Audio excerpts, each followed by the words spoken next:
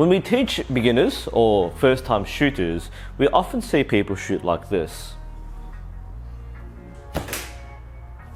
And consequently, the instructor will likely tell you to reach full draw.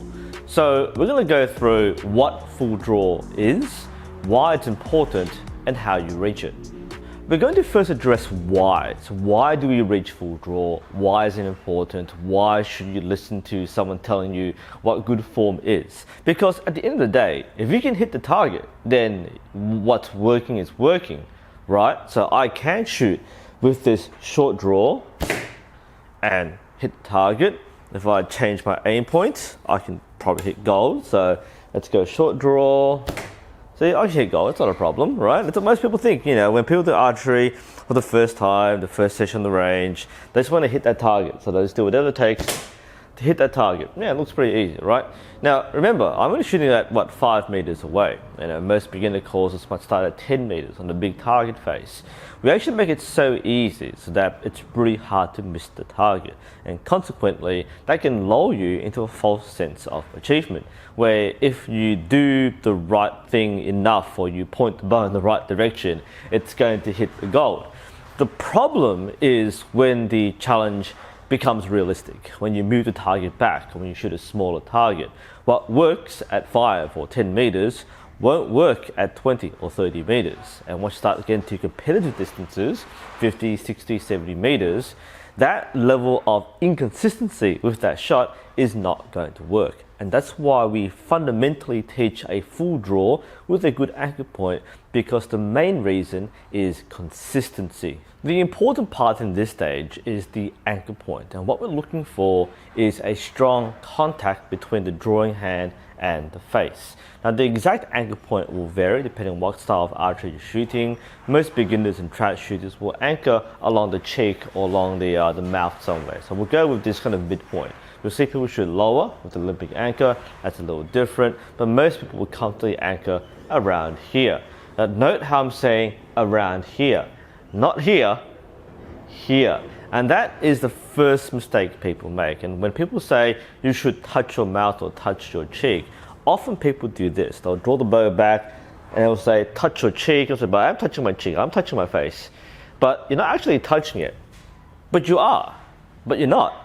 What's actually happening is the palm of your hand or the base of your thumb is brushing again to your mouth or your cheek, but you're not actually pulling it there. What we mean is want the whole hand to come back to the cheek, not just the front part or the back part of the hand smacking here and you're done, actually going all the way. So this is the difference between a short draw where you bump your face and you stop there versus a full draw. All right, you can see that's a very, very big difference. All right, going from here to here. So that's about 3-4 inches for most people. That's going to make a very big difference to how you aim, how you shoot, how the arrow flies. Now that we know what it looks like, how do we attain it? How do we know for sure that we're in the right place? So what we like to teach is we use the top part of a hand. You'll form this kind of C shape, and I'll take my glove off just to show you better. You will see this C shape. We might call it the angry C. I've seen it told a few times, where you make this shape with your hand. Okay, so when you hook the string, that's your hooking fingers.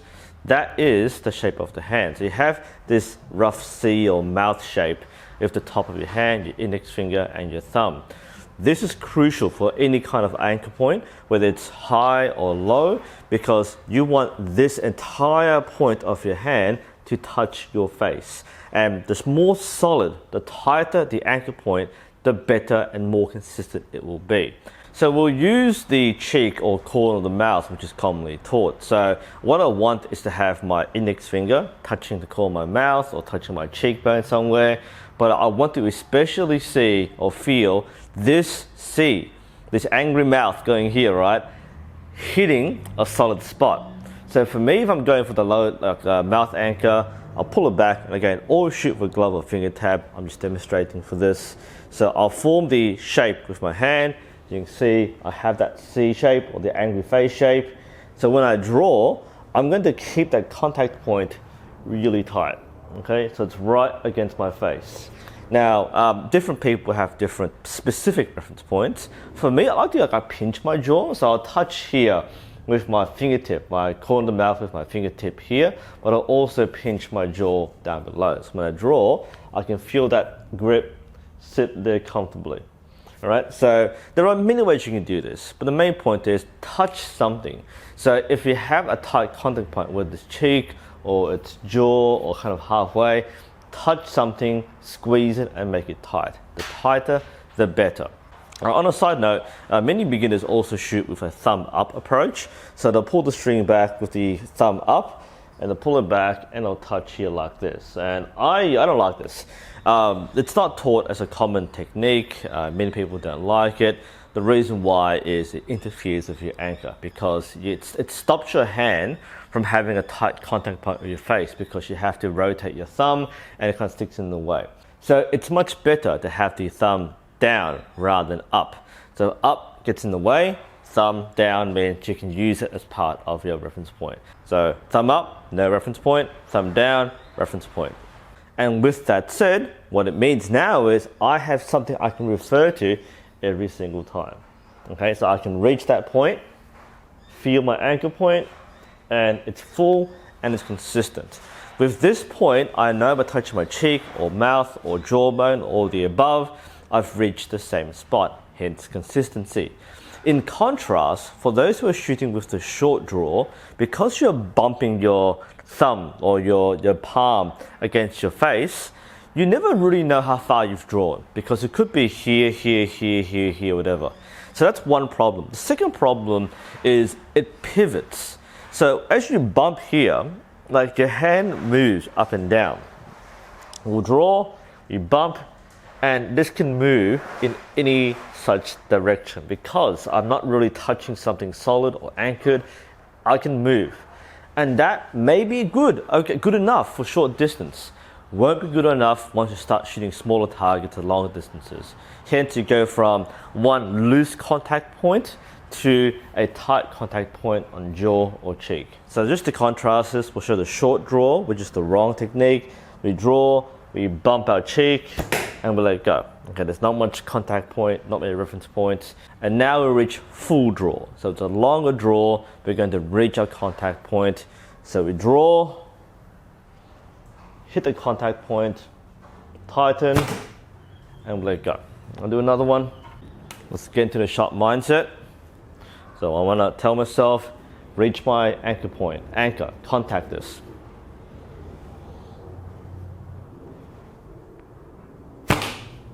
That felt good, very good. So that's what I'm looking for. That gives me a lot of confidence that I am definitely in the right spot. And that means that any variation in the shot, it goes high or low or left or right, is not due to my anchor point. It's due to my aim point or my alignment or my expansion or might be the wind. So there's something else that's removed from the variables. Another reason why the short draw is not well endorsed is because it underutilizes the bow. The bow has to reach a certain level of tension in order to shoot efficiently. Now in theory, you could shoot, let's say, a heavy bow, draw it back partially, and still shoot an equally fast arrow. So if I take this bow for example, just watch the curvature of the limbs, you can see from that angle, right? So I'll short draw it here, and I'll let go. There's not much energy in the shot. I mean, okay, this is a 35-pound bow. I'm pulling around 15, 20 pound at this length, so short. Now, if I want to shoot higher draw weight, I could shoot a 50-pound bow and pull it to like that far and shoot 20, 30 pounds. But that's kind of a waste of a bow. Like, why shoot a heavy bow with a short draw? Instead, if we appreciate that we can draw it fully, watch how the limbs work here. So I'll reach my full draw, which for this bow means about 26 inches. We'll pull it back. You can see the curvature of the limbs works a lot more. You see the string has a much longer angle, and in fact I've got a fairly short draw for most people. The average draw is 28 inch, and that's what most bows are labeled as 28 inches. Not max draw, it's how it's measured, but at 28 inches, which is average, these limbs work a lot more efficiently. It actually feels easier to pull up to this point here, right? So watch the limb shape. See that? That's about 28 inches here versus about say 20 inches here. Look how little the limb is working.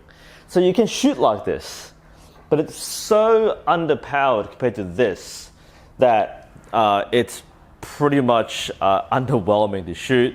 Again, it's only something you do if you're trying to hit the target as a beginner and just modifying your form to do so. But take your mind away from the target and focus on doing it right on this side.